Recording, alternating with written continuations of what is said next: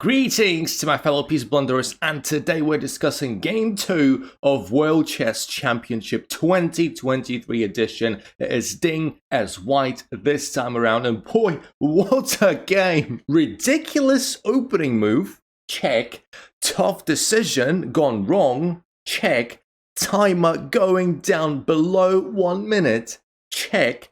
Absolute annihilation, mate. So as you can tell, also by the title as well, Nepo this game took the full point despite playing as black.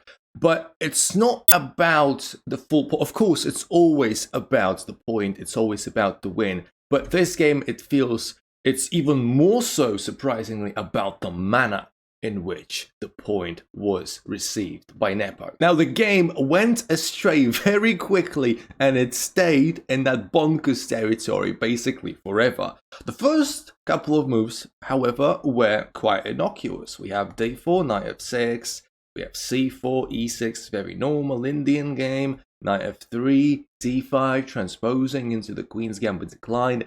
However, here comes the moment when Ding pulls out a shocker. He plays, drumroll, h3.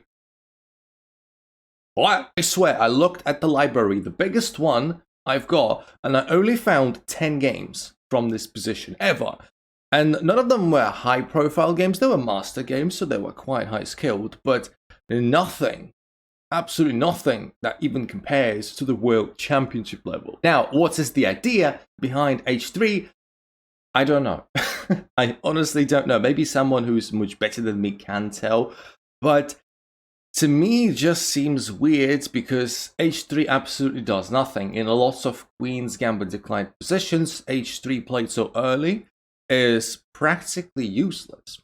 And obviously, the aim of h3 was to surprise Nepo, and what's quite interesting is that Richard Report has been helping Ding behind the scenes, and as we know, Report is a crazy player, so it must have been, or may have been, his idea to play h3 on move 4, but the reality is, Nepo now has a more comfortable game, because h3 is essentially a time waster, and the position is like equal, it's nothing. It's not like black is suddenly better now, but Nepo definitely can just breathe a sigh of relief, although it has to be cautious because maybe there are some interesting ideas. Maybe you should be scared of g4. All of a sudden, he had to calculate all that before making a decision. And eventually, after quite a long think, unsurprisingly, he took on c4, kind of making this position Queen's Gambit accepted style. But the thing is, and maybe something that Ding was counting on, is that Nepo doesn't play QGA. Nepo plays different things. Nepo plays something like the Tarrasch. He doesn't play Queen's Gambit accepted. And you would expect Nepo to be completely out of his zone right now, which is something that Ding wanted to achieve. And from here on out, for some moves, we're going to see Ding playing, of course, in his prep very quickly. You can also see that by the timer on the left. And Nepo will be playing less quickly out of his prep. So e3, of course, just standard Queen's Gambit kind of move, opening up the attack on that c4 pawn. Might have defended with b5, although it does have its complications. Chooses to go with c5, strike in the center from the flank. We've got bishop takes here, and then we've got a6, which is a very, very neat move. Obviously, it looks like b5 is going to be played, followed by bishop b7. So a bit of an expansion on the queen side. Castles, knight c6. b5 doesn't have to be rushed. Knight c6 is also a very fine developmental move. The position is equal. We have knight c3 also developing. b5 finally comes in. Bishop retreats. And we see bishop b7. And after this opening exchange, what do we have? We have some massive expansion on the queen side from black's point, and they also managed to develop the light squared bishop, which is good because whenever you play e6 as black, it's always kind of hard to do. Well, not anymore. This bishop is going to be awesome. White has, or may have at least, a stronger claim to the center, especially if c4 is ever played, right? So if c4 is ever happening on the board, and e4 happens or something like that, white will have a massive center to boast, which is nice. However, h3 kind of remains a lingering problem. Okay, the move itself and the fact that pawn is situated on h3 is not a problem. It's just that it's a reminder that we wasted a move for nothing in the opening, where time wasting is always strictly punished.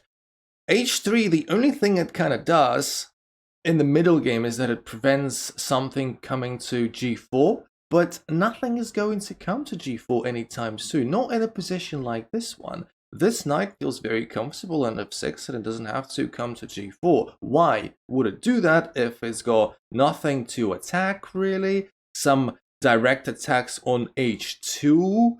Something like, I don't know, knight g4 followed by queen h4 trying to mate here, also not ever going to happen. So yeah, h3 is basically just useless. Ding now plays a4, the best move, and it is very logical, trying to disrupt that queen pawn chain that black has got. And the point is, you shouldn't really be taking it as black. That would be quite premature because it kind of opens up the possibilities along this file on top of exposing that diagonal. So no, of course Nepo is never going to do that. What Ding is hoping for and what happened in the game was b4, kind of provoking b4, trying to drag black's pawns closer to the first rank to the second rank so that maybe they can get exposed later on, so they're weakened. And there is an added benefit to a practically forced knight e4. That's a very nice knight. Of course, it's protected by the bishop. Nepo responds with knight a5, also a very good move, the best move actually. Since most of the play for black at least is going to happen on a queen side, judging by this pawn structure, why not put the knight on a5 where it controls some of the key squares in white's territory? That's a very neat idea. Also, just in case, maybe blocking that pawn from advancing, but it doesn't look like it's going to move anyway, but just in case. And here comes the critical moment in a game which basically turned the tides. You see, now that the knight moved to a5 through the discovered attack, the knight on e4 is attacked twice and defended only once, so it has to be dealt with. It's unlikely that we want to passively defend with queen c2. A move like c4 attacking our bishop really brings us into a world of trouble after something like this. Bishop has to go back f5. This is very pressuring from black, and black is actually way better, as you can see by the eval bar there. So no, passive defense, not good. Instead, white has two alternatives. White can either take on c5, takes, which would be followed by bishop takes, pawn takes, and you could say, well, white is up a pawn. And white is up a pawn, though temporarily. White is slightly better, but the fact is, this pawn is very weak and it's very hard to defend. It's gonna get recaptured anyway, and the bishop on c1 isn't feeling very well. It's kind of stuck behind this pawn, which is difficult to move since e4 is under massive black's control. So there are problems for white here, but white stands slightly better because black will also take time to recapture this pawn. However, this is not the move that Ding went for. He went for the much riskier move, which eventually killed him. He went for knight takes on f6. Now, a lot of beginner to intermediate players would have automatically taken with the queen there because they don't want their pawn structure ruined. In fact, taking with a queen is the inferior move. It's better to take with the f-pawn. You need to remember that pawn structures are not be-all and end-all. And looking at this pawn structure, why is it so bad? Why is it so bad? Now we've opened up the G file, right? And with two pawns right there and this pawn right there, we can start challenging white's center. And the king, if it so wishes, can tuck itself away on e7, for example, or f8. I don't think Ding expects Nepo to castle queenside here because it's a bit too much. We'll see about that. And yeah, this position is still equal, but some big threats are looming from black here. Just playing this makes this knight on f3 quite precarious. Now that the f6 knight is gone, the control over e4 from black isn't as strong, so Ding can play e4, and I guess that is what he was counting on when he took the knight on f6. He wanted to expand in the center. And Nepo basically gives away the center. He's like, I don't need the center. I've got this going, and this is why I'm going to attack you. So Nepo plays c4, and attacking, of course, that bishop. Bishop has to retreat. c2 is a decent square for that. And now Nepo plays a brilliant queen to c7. A very, very, very shy move on the one hand, but Ding, probably looking at queen c7, was already not feeling very well. Queen c7 is a very clever move in that it kind of signals to us that we do want to castle queenside, even though there are literally no pawns in front of the king there. And second of all, it's kind of a waiting move as well. If Ding plays something like bishop e3, for example, which seems like a very natural thing to do, it seems like it's a very good square for bishop, we can now play b3, and the light squared bishop is virtually trapped. So bishop b1 is forced, and the bishop on e3 is not looking that great, in a sense that with the pawns on b3 and c4, it would rather be on a square like c3, blockading c4, and staring over this diagonal. Guessing the bishop there will now take a lot of time, and Ding may do that, but it's going to be rather costly. Ding probably saw that idea, so he decided to go another way, and he went bishop d2 instead of bishop e3. A more passive move, but a more flexible at the same time, less committal. And now Nepo slides his rook into g8, which, let's face it, most of us would do because it seems like one of the most natural things to do. Making sure that that semi-open file is going to be utilized. Rook c1, of course, very natural as well, trying to oppose the queen. And now, castles queenside. We've got a game on our hands, people. Now, you may think that castling queenside with the pawns being on b4 and c4 is a ridiculous decision, but it only is ridiculous on surface level. If you actually drill down into the position, these pawns on b4 and c4 are incredibly strong and very difficult to break down, because this knight on c5, remember, which was a very good, clever move, is defending the c4 pawn, the queen is defending it, that bishop is defending the b4 pawn. It's very hard to break, and it looks like it's his white that is going to suffer quite a lot, because f5 is coming, challenging that e4 pawn. And with that, this diagonal is eventually going to open up, and this is just not looking good now, is it? And here Ding had quite a long think, about 15 minutes, and he played d3. Now, this was the first serious mistake. This position is better for black, but it's kind of maybe holdable. The reason it can be holdable is that you want to play queen to e1, supporting that e4 pawn a little bit more, so that f5, although threatening, doesn't destroy the position immediately. f5 is actually preferred by the engine as the next move for black, and here it's very important that we tuck away the king to h1. Because don't remember, as long as that king stays on g1, this pawn is pinned, because the rook is there, so whenever the diagonal gets exposed, this knight will be hanging, because it's no longer defended by the queen on d1. So king h1 would have been very crucial, and black would just keep pressing, something like knight c6, trying to develop a piece closer to that part of the board. Yeah, black is still better, but not losing. However, Ding played bishop d3, and it's a noble idea, it's just too slow. The idea wasn't some tactical trick with taking here, no. The idea that Ding had, in my opinion, and what commentators were thinking at the time as well, is that Ding wants to play rook e1 and then tuck the bishop to f1, so it helps defend a little bit. But it's a bit too slow, as we're about to see. Nepo, on the other hand, does not need to rush. He understands that his position is now very pressing, and he just makes sure that there aren't any tricks along this file. Remember that this bishop is not hanging due to the obvious rook takes queen with check as well, so this bishop is okay for now. Nepo plays king b8, just getting away from that file. King on b8 is extremely safe. There is absolutely nothing that can happen there.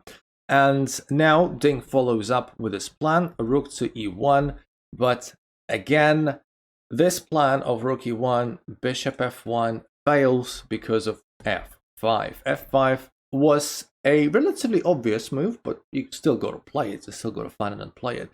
And now, if you play bishop f1 as Ding intended, it kind of doesn't work because we take here, and this pawn, well, you can't capture because it's defended quite sufficiently. The knight is under attack, so the knight has to move away somewhere. It's kind of hard to find a decent square for it. Knight e5 probably the most optimal option, but now rook takes the pawn on d4, taking another pawn. Now black is 2 pawns up, and it's just too much. It's just too much. Bishop f1, a valiant attempt and defending the king side, but the position in the center just crumbles completely.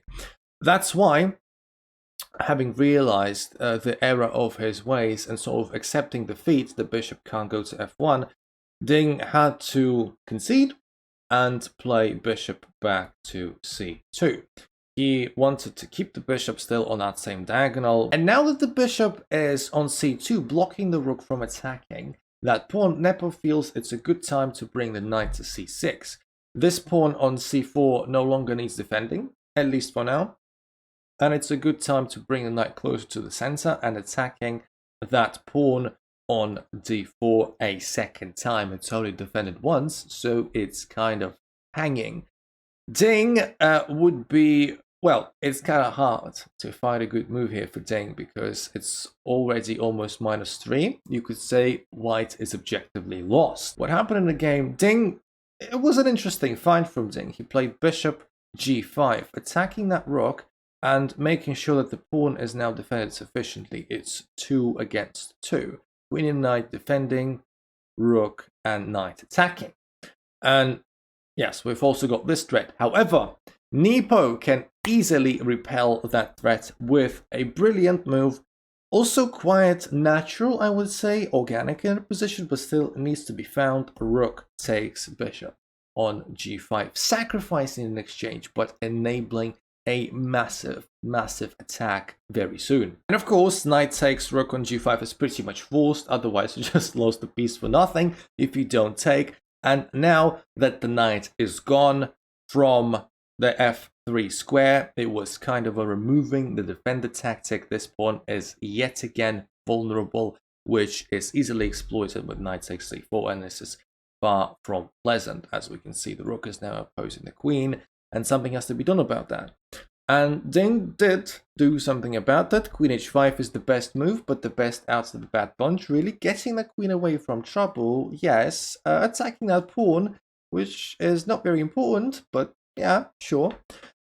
What is important though is that this pawn that is attacked is about to move forward with f6, and these pawns, like I said at the beginning, are going to start marching down the board and suffocating white's center and kingside. And not only that, we can see that the knight is attacked, so that has to be dealt with in one way or another. So he moved it back where he senses danger to f3, and now this knight is attacked. It's defended though sufficiently, so it's not hanging, but it's a good reason to make a decision about this knight. Do we want to get it exchanged and put the rook on d4, or do we want to actively exchange this knight for something else ourselves? Now, taking the knight here doesn't seem like the most optimal option. The queen just comes back, and yeah, it's still better for black, but the better option is taking the bishop, of course, on c2, which Nepo did do. Rook takes c2, and now we have a very open position. We have a bishop pair against 0 bishops, and you might say, well, yeah, white has got 2 rooks, but yeah, these rooks are not going to be doing much this game. The bishops are going to run rampant along the open diagonals, and this is going to be very difficult. Not before, though, white just simply captures on e4, which was also provided by this bishop. being gone from c2. This bishop that white had was looking over e4 as much as it could, but now the bishop is gone, it no longer does that, so the pawn on e4 gets captured. And after bishop takes e4, this rook is attacked, of course, so would rather move it to d2. Ding wanted to maybe exchange some rooks, or at least, if not exchange them, try to make this rook a bit more meaningful, move it to a semi-open file, which I guess kind of makes sense, but we're only talking about a very relative sense, because this position doesn't make any sense. The position is -8, and for many, many reasons. If you think that black's attack is stalled for the moment, it's kind of true, and the material is equal, so you might say maybe -8 isn't justified. Don't forget that these pawns on b4 and c4 are about to play a very, very important role. All of this time that Nepo kept pushing these pawns on the king side, these efforts are about to pay off.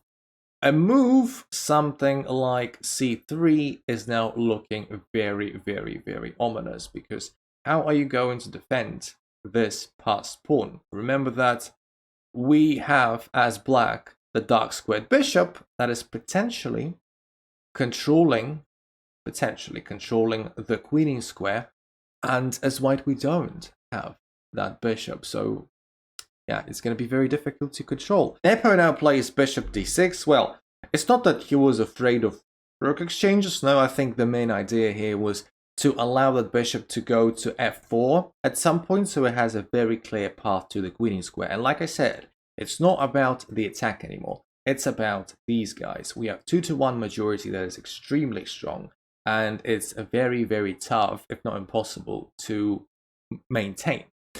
And this is a very good example of a threat of an attack being much more dangerous than the execution. Technically, the attack that I was advertising for a very long time now never happened. Yes, some pawns were taken, some fireworks went off, but at the end, the king side remained intact. There were no pieces captured here or anything. The king just was never checked. It was all about this diversion of attention, making Ding to focus on the threat, and then when the threat is gone, just on the other side of the board, on the queen side, we have an equally dangerous one. Ding now plays king h1, which is a bit of a nothing move. He cannot really actively stop c3, and he's just basically tucking away his king into the corner, maybe at least preventing some discovered check threats with bishop h2 check, but in reality this is not even the biggest threat that Nepo's got.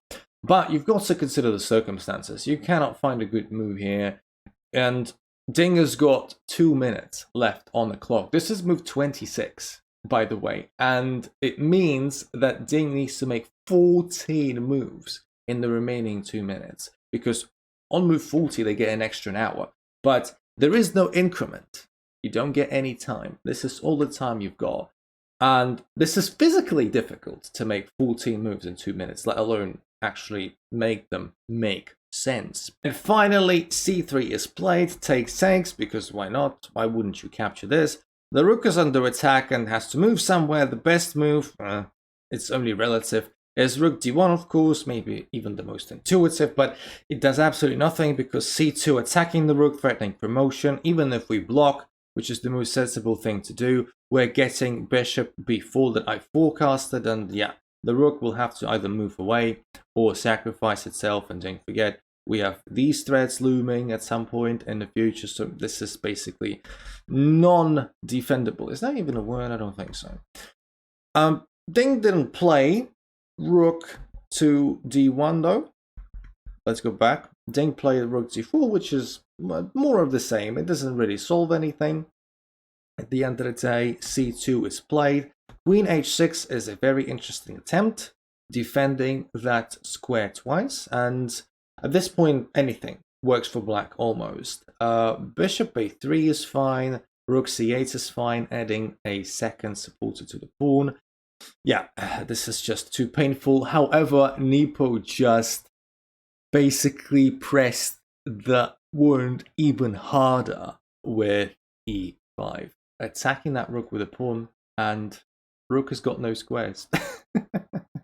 Rook has got absolutely no squares. It's going to get captured here. It's going to get captured here, captured here, captured here, captured here. The only square it's not going to get captured on is d2. And I don't think it makes much sense to retreat to d2 because it blocks the queen from defending. And we can just promote and win. And after e5, which is a very painful move, with 43 seconds left on the clock and with potentially 11 moves still to make, Ding resigned. A fantastic game where Nepo did basically nothing wrong, played all the right moves, kept finding all the right solutions, albeit towards the end it was very easy to find them. However, that castling queenside move, which kickstarted this very threatening and intimidating position, was key. Pressing Dean into making mistakes, which he made a lot of, and eventually snatching the full point. And Ding at the same time will come to regret his decision of taking the knight on f6 and opening up that semi-open file. Taking on c5 was objectively sounder and less confrontational in the end. Most likely, Black would have castled kingside at that time, and the game would have been slower. Ding, as the more strategic positional player, would have maybe stood a better chance, but who knows. So after 2 games, we've got 1.5 for Nepo, half a point for Ding. Game 3 is on. Nepo is back as white pieces, and they're going to have a rest day, so no game tomorrow, no recap tomorrow. I will see you very soon. My favorite unintentional gambit is. Let me know in the comments below if you liked the recap. Follow me on Twitch. I stream Tuesdays, Thursdays, and Sundays. Find me on chess.com. Join our Discord. All that good stuff. And I'm going to talk to you very soon. Love you all. See ya in the next one.